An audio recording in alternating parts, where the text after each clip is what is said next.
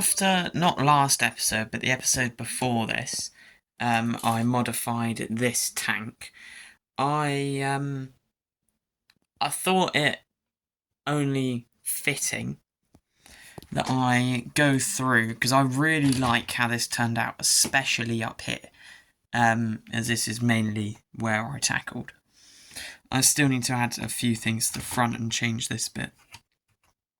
But after doing that, I decided to tackle the much bigger challenge of the two, which was the Republic fighter tank.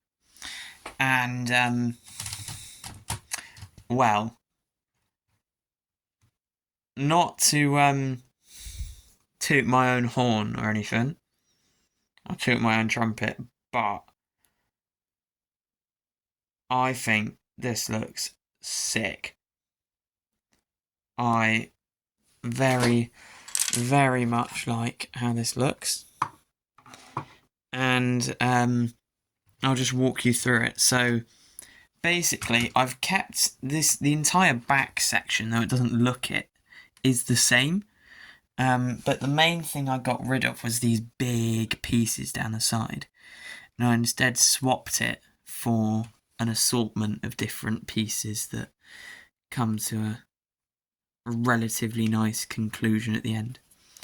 But it's still got the... It's a bit fiddly. But it's still got the ability to hold. There is still enough room for a minifigure in there. I need to put his seat thing back. There you go. And then there is also still... It's a bit fiddly to get it back in place, but once it's in place, it does look so much better. You can still have the landing ramp drop, but there is not much space in there at all anymore.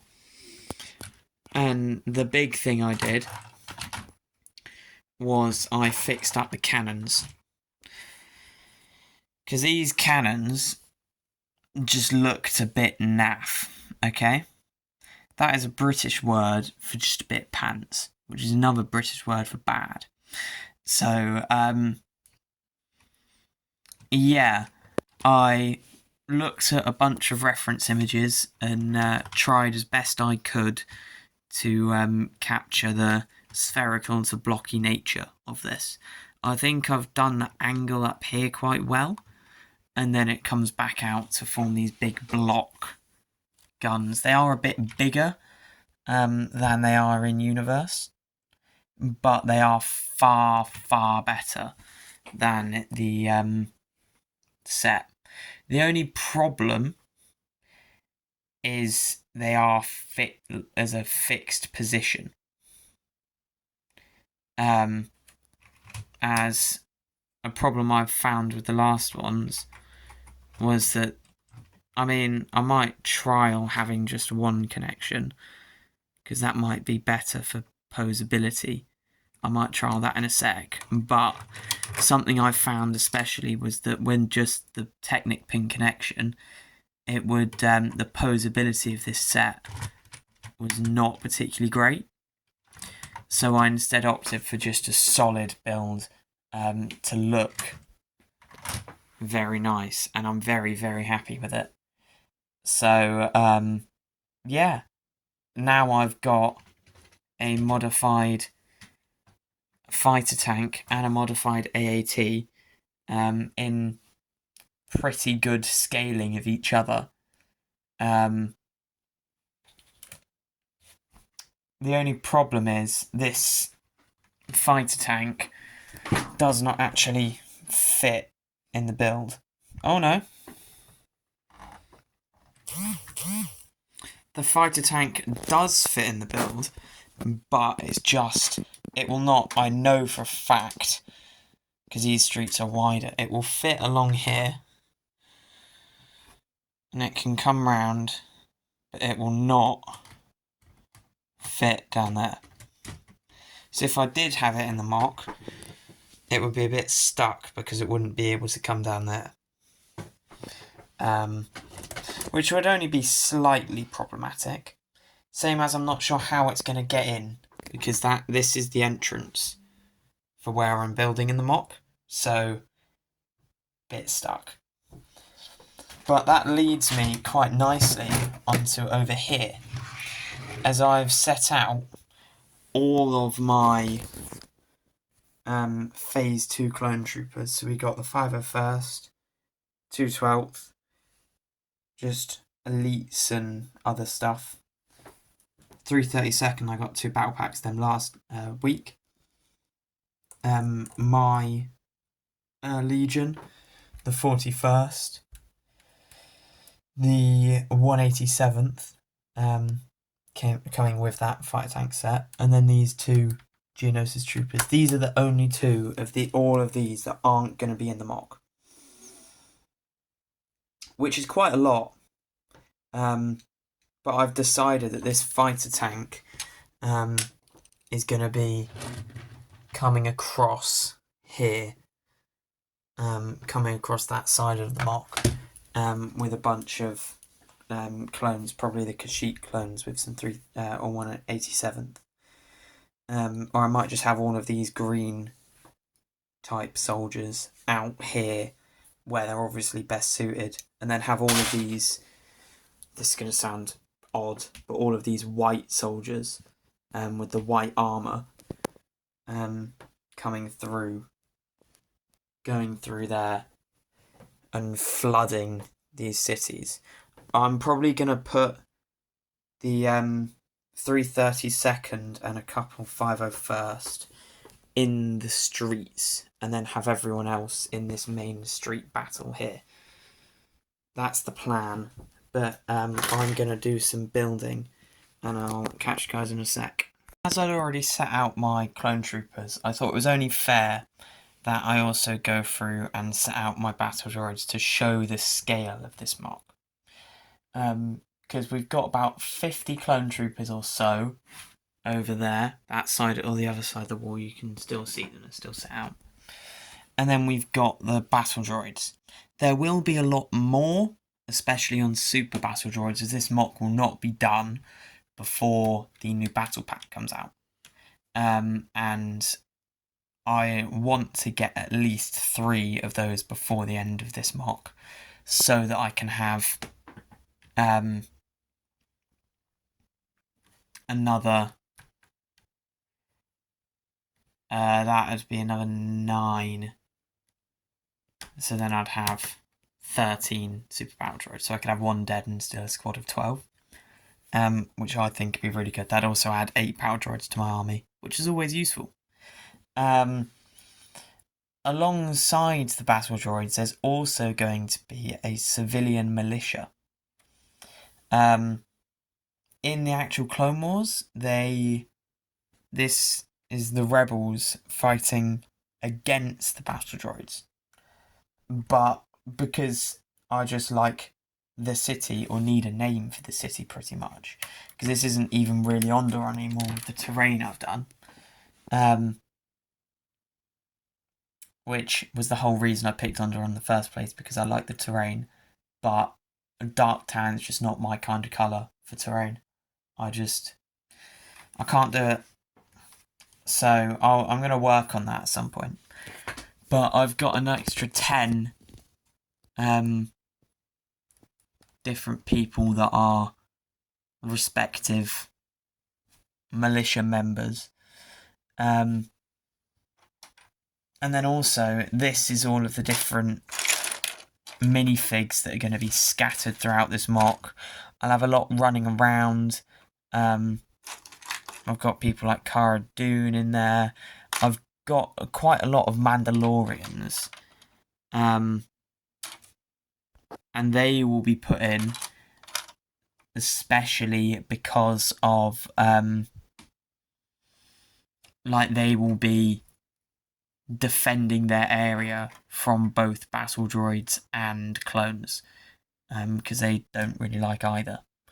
And I'm just looking forward to being able to add little stories of little holdouts where Mandalorians have seized a building, maybe in the middle, and they're all there defending it. Because there's 1, 2, 3, 4, 5, 6, 7, 8. Wait, 1, 2, 3, 4, 5, 6, 7, 8, 9, 10. There's 10 Mandalorians in this mock. Which is enough to have their own little faction. So they'll be somewhere fighting, and then we'll obviously have all the clone troopers coming in and everything. But there's all this talk of minifigs is getting me excited to get closer to finishing this mock, which we're not doing at the moment. So what I'm going to do is I am going to skip and start construction on a new building. The one I really want to get going on is that one back there. That's the big one I want to start going at. Because that's the one that I think I'll be able to add the most details and just make look the best. So yeah, that is my plan. I've managed to make it really annoying to put back together, but I'm going to get on there, get building, see how far we can get. To end this episode, I just want to show the progress that I have made on the buildings. As I've got this one now pretty much done, I'm not happy with the roof. I want to maybe add another thing like this, or just add more to it, because I think this bit of it looks good, and where that breaks, but I don't like how empty this bit is, so I might just try and add something in, just to break up the flatness of it. But I also started this building in the back, so I've done this wall and also put this massive window in the front. I took inspiration from my Mandalore mock, or a section of it that I've still got for designing this window, and it's just a much more refined, much nicer version of it, and I think it looks so much better than the original did. But with that, next episode, I want to try and get this building to a point where I can start the big attraction factor for this building, as this building is going to go up to the same height as this and then keep going. But in this one, for a collaborative mock I'm doing, I've been tasked with doing an exploding building. That mock, or that collaboration, isn't for another 8 or 9 months. So therefore, I am going to practice exploding a building in this mock, so I know what I'm doing, and I know how I can achieve it and how I can make it look good.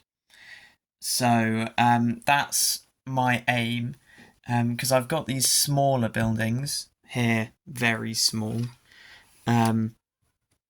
leading into the taller buildings, and it will get taller so that back here is taller, and then this will be a taller building, probably go to about here, so it'll be a couple bricks. It'll be about the same difference as there is between these two buildings on this building, so like 2 or 3 bricks, but that will obviously make quite a big difference in their look in the city. This one back here is going to be up here, hopefully.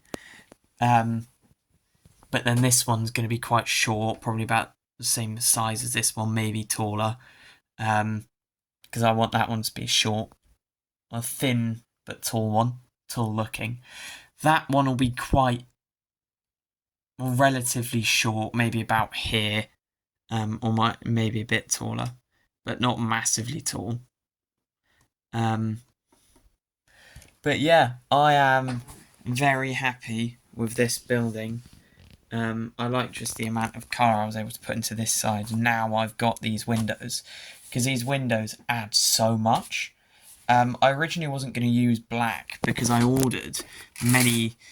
It was over a year and a half ago now, but I ordered loads of these to go behind because if I put them behind, it gives it a very, very vibrant look and it accentuates it. But I personally think that gives it a vibrant look, but this fits the colour the best. So the medium azure, not the light azure, fits the colour the best. And although it does, or fits the colour of the piece the best, although it doesn't have as much vibrancy, it still looks good. And even just this blue on the black still looks really good, and I'm so happy with it. So, yeah, but that is going to do it for this episode. I do hope that you enjoyed. It's been a very talky one, and I do apologise, but I just needed to ramble on about different things, like the vehicle and stuff like that.